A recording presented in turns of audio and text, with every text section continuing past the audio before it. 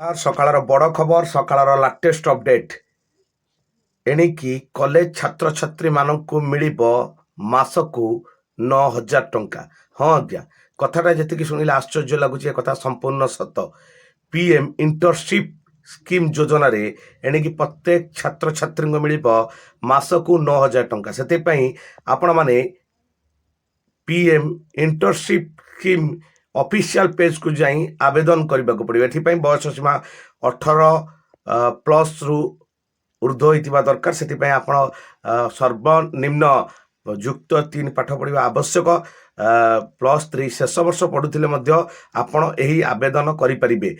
PM internship scheme ଯୋଜନା ଅନୁସାରେ ଛାତ୍ରଛାତ୍ରୀମାନଙ୍କୁ ଆହୁରି ଉନ୍ନତମାନର କରିବା ପାଇଁ ଏବଂ କିଛି ରୋଜଗାର ଦେବା ପାଇଁ ପିଏମ୍ ଇଣ୍ଟର୍ନସିପ୍ ଯୋଜନା ପ୍ରଧାନମନ୍ତ୍ରୀ ନରେନ୍ଦ୍ର ମୋଦିଙ୍କ ହସ୍ତରେ ଉନ୍ମୋଚିତ ହୋଇଯାଇଛି।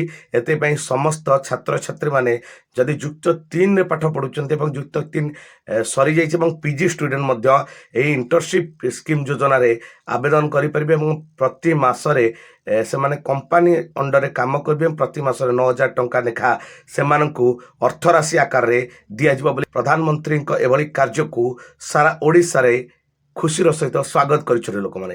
ତ ସକାଳର ବଡ଼ ଖବର ଲାଟେଷ୍ଟ ଅପଡେଟ୍।